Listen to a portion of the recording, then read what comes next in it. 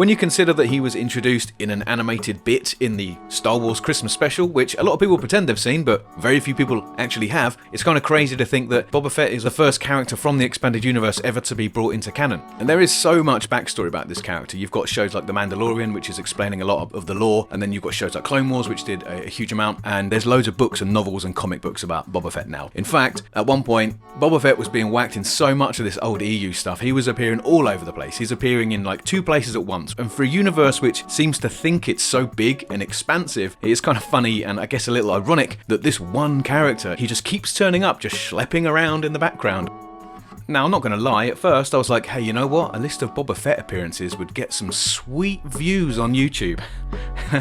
If I want to do it, how am I going to make it fun? How do I stop it just being another YouTube list video? What I'm going to do is I'm going to list all of the Boba Fett computer game appearances all together into one timeline, so we'll see where they work with the existing continuity and where it gets a little bit hairy. Obviously, it's going to be very conjecture heavy, but it's just for people who like having a nice time. Right, ready?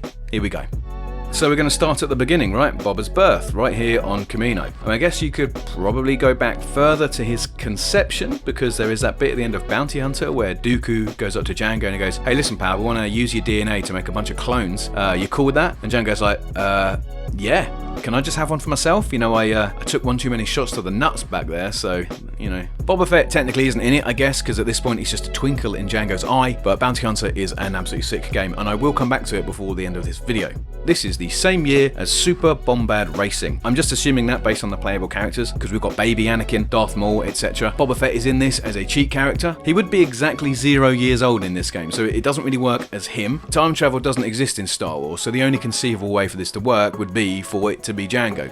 That kind of works. Luckily for me, there's no other historical anachronisms in Super Bombad Racing, or we'd really be in trouble. The earliest actual game on Boba's timeline is going to be 2005's Battlefront 2. Boba is playable in every Battlefront game, but it's only Battlefront 2 which features him in the single-player campaign. You get to play as Boba, leading a detachment of the 501st as they storm a cloning facility down there on Kamino to wipe out a second clone army that's being raised in secret by the Kaminoans. I just like to think sometimes, imagine how Boba would feel as he's leading an army of clones of his dead dad to fight another army of clones of his dead dad. He himself being a clone of his dead dad. People say the prequels make sense. Just as an aside, Boba Fett's original origin backstory was originally told in a short story in Tales of the Bounty Hunters, and he also appears in another book called The Paradise Snare, which happened at the same time as this game. These books were of course officially superseded by the prequel trilogy, but interestingly in 2018 Disney approached the author of that original short, Daniel Moran. They were going to try and work his original backstory back into canon by adapting it into the Boba Fett anthology film. Now it never happened, but hey, time will tell, we never know. Next step on the timeline would have been Star Wars 1313. According to the excellent and very reliable sources Jason Schreier and George Lucas, 1313 was going to be set on the subterranean level 1313 on the planet Coruscant and was going to star a young Boba Fett. The game would offer an expanded origin story for Boba, and of course it would have explained the age-old mystery that fans have been asking from the very beginning, which is, why did Boba Fett paint his dad's armor green? I was watching the Clone Wars cartoon recently, and actually there are a bunch of episodes which are set on 1313 on Coruscant. At the time, there was talk about a live-action television series which was going to be called Star Wars Underworld. Both projects shared a lot of the same ideas, so I think the idea was they were going to have this big kind of connected universe going on. And so my assumption here is the connection with the Clone Wars cartoon was just to get the 1313 name out there, lay the groundwork for this game and then this upcoming live-action TV show. Anyway, Boba Fett would have been about 22 years old during the events of 1313, but apparently by this point he still would have already made quite a name for himself as a ruthless bounty hunter. Around about the same time, there's a mercenary called Jodo Kast who kills a Mandalorian bounty hunter and gets the idea of painting that armor up to look just like Boba Fett. The idea is that he's going to become a Boba Fett impersonator to trade off of Boba Fett's reputation. Kast was originally created for the Star Wars pen and paper role-playing game, so characters could have somebody to fight who was very similar to Boba Fett, but obviously if they killed him, they wouldn't feel like they'd affected the bigger overall canon of the universe. But this actually becomes important later on because a lot of the EU writers actually took this idea and they used Jodo Kast as a way to weasel their own Boba Fett into their storylines. You've all been waiting for it, and it happens quite early on. The Force Unleashed. Now, if there is a chance you haven't heard of it, The Force Unleashed is a story set between episodes 3 and 4 and is about Darth Vader's secret apprentice. Aside from the fact that this game gets mentioned in nearly every video I make, Boba Fett does appear in both The Force Unleashed and The Force Unleashed 2. In the second game though, it is the actual Boba Fett. His entry into the game is that Vader hires Fett to go to Cato Nemoidia to capture Starkiller after he escapes, and then from then on he ends up being a really good, consistent and regular antagonist for the rest of the game. It's worth mentioning here that, like a lot of the other appearances, he's voiced by the excellent D. Bradley Baker. Baker was the voice of Captain Rex and Commander Cody in the Clone Wars, and is pretty much de facto the voice of all clones in everything. Force Unleashed 2 is a really nice appearance. The game's story actually does some really good work for setting up Boba Fett's identity as a clone. There's some really nice things in there.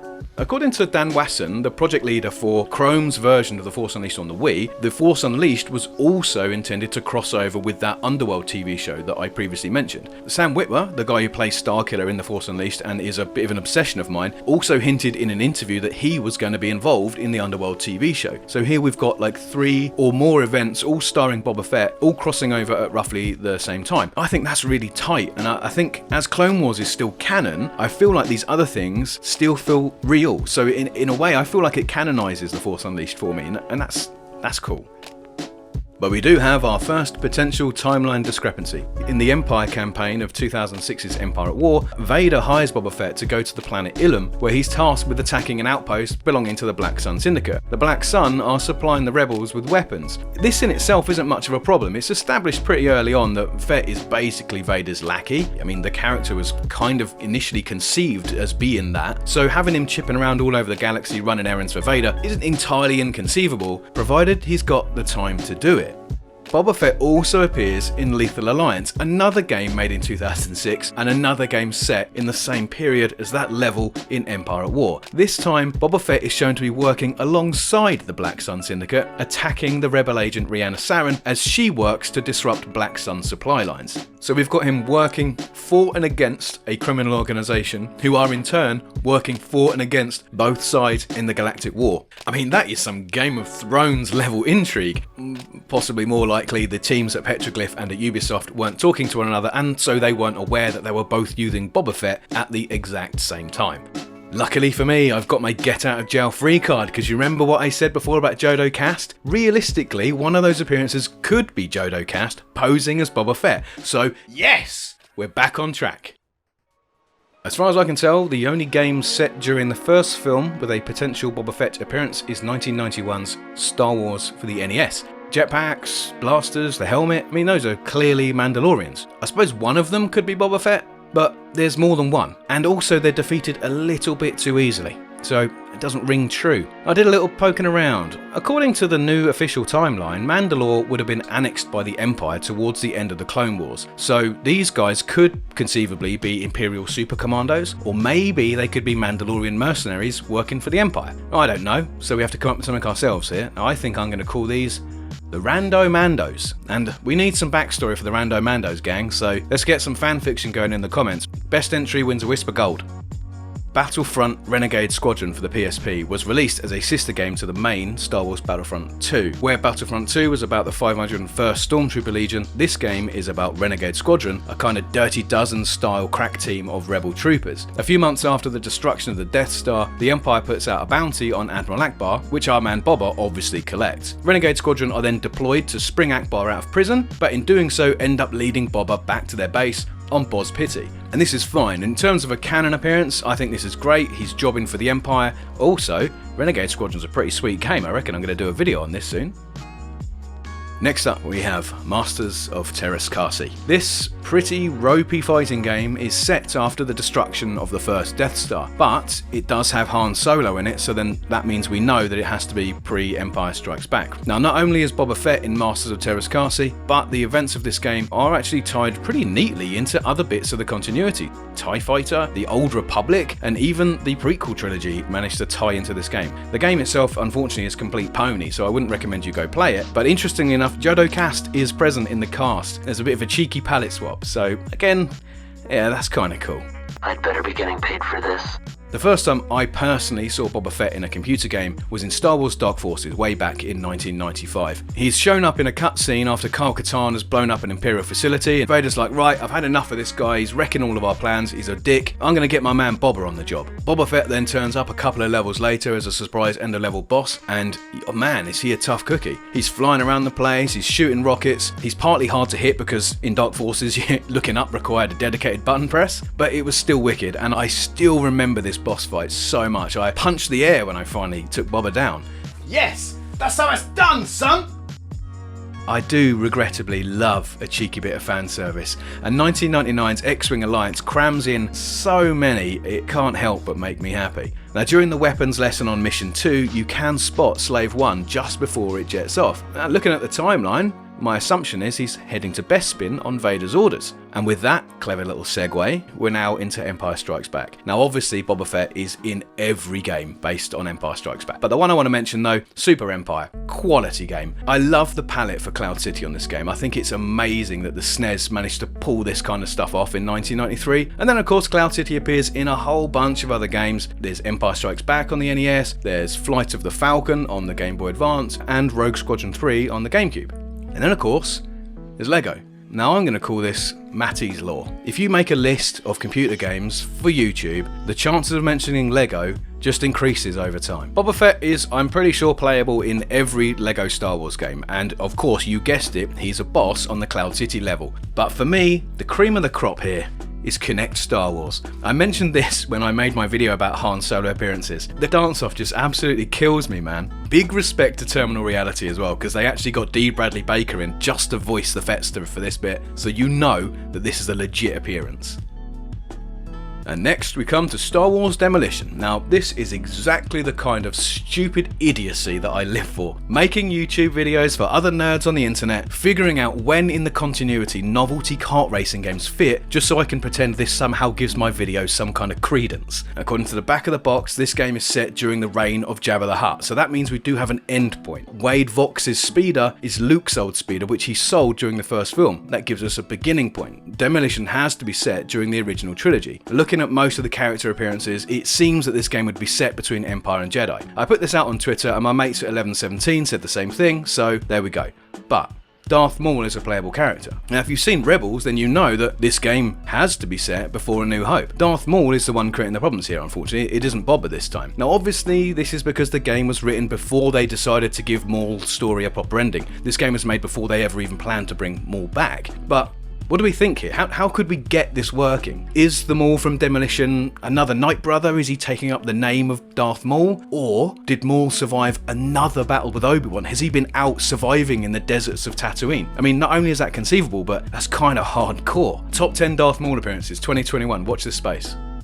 Now moving on a tiny bit, we now get to Shadows of the Empire, one of my absolute favourites. Shadows was set in the year between Empire Strikes Back and Return of the Jedi. The computer game specifically was telling the story of one of my favourite characters, Dash Rendar. Boba Fett is a boss about halfway through the game, right after Dash gets the jetpack. The Boba Fett fight is a jetpack boss battle, and yes, it is exactly as wicked as it sounds. Alright, in honesty, it is mentally hard, especially when you're trying to use the N64's shocking third-person mode. And once you beat Boba, you then have another boss fight immediately afterwards, which is him fighting Slave 1. In fairness though, you're fighting Boba Fett, so it should be hard. Otherwise, what's the point? Use somebody else. Apart from the janky controls, which make it way harder than it needs to be, this is still a solid Boba Fett appearance and is probably my second favourite on the list. And also, I just can't not love Dash Rendar. Just as he was with Empire Strikes Back, Boba Fett is in all of the computer game adaptations of Return of the Jedi, and they're all pretty much set on Jabba's barge. Star Wars Trilogy for the Game Boy Advance, as well as the obvious and obligatory LEGO Star Wars level. I mentioned in a video that I made about the Battle of Hoth that I had completely missed out Trilogy Arcade when it came out. This was a light gun game which sort of jumped between Time Crisis style shooting sections and then rail shooter space battles. Also first person lightsaber fights, which is crazy and excellent. And there's a Luke versus Boba Fett fight set on Jabba's barge. It fits the timeline just about as perfectly as you could hope for. And now we're on to the worst. another game set during Return of the Jedi, we've got Jedi Adventure on the R-Zone. Now I'm going by the sticker here because that's Luke off of the Return of the Jedi poster. There's no way you could mistake those beautiful blonde flowing locks. Plus, Boba Fett is on the sticker, so this counts as an appearance. So guess who's got 2 thumbs and is stupid enough to go buy an R-Zone and this game just to put 15 seconds of footage into a YouTube video? Oh, there he is, popping up every now and again. Wicked. And on that, of course, here ends the official Boba Fett timeline. Now, the official Disney canon, of course, explicitly says that after Jedi Adventure on the R-Zone, Boba Fett falls into the Great Pit of Carkoon, and that is it for the galaxy's greatest bounty hunter. But we know better, don't we, nerds? And there's one last game which canonizes this for us. The last appearance on this list, and one of my favourites. Jedi Academy is probably my favourite appearance of Boba Fett in a computer game. On the Ord Mantell level, Jaden Korr has to blow up a bunch of weapon crates, and for some reason I actually forget now he's on Boba Fett's radar. And this level is kind of like a boss level, except Boba Fett can't be killed. Once he takes enough damage, he just jetpacks off somewhere to heal up. I always think it's like that scene in Predator or in Predator 2. He's off giving himself a hyper spray or something, and once he's all patched up, he just jets back into the fight. I think this is a perfect use of the character. Boba Fett is this constant menace throughout the whole level. That's exactly what I would want from the character. I feel like this is a forerunner to those games like Friday the 13th or Alien Isolation, in that you have this constant looming threat that can only really be avoided, right? You can't beat him in a straight fight. If Boba Fett was to be put into a single player game in the future, this is exactly how I'd want to see him realised. He's an unstoppable machine. He's motivated by forces you cannot understand, and the only way to win is to get out of his way. Brilliant. And before we wrap this video up, I do just want to revisit Bounty Hunter, because Bounty Hunter is the Boba Fett game I always wanted. It's by far the best Boba Fett experience on the list, and it is by far the closest we've ever got to an actual standalone Boba Fett game. It makes you really feel like Boba. I just really wish that there was a texture pack for Dolphin so that, I could leave everything else alone but just recolor Jango's armor to the color of Boba's, and then it would be the perfect Boba Fett game. Right, there you have it. Every appearance of Boba Fett in a single player computer game. Thanks so much for watching. If you enjoyed this, then you know what to do. I'll see you next time. Cheers for watching. Ta-da.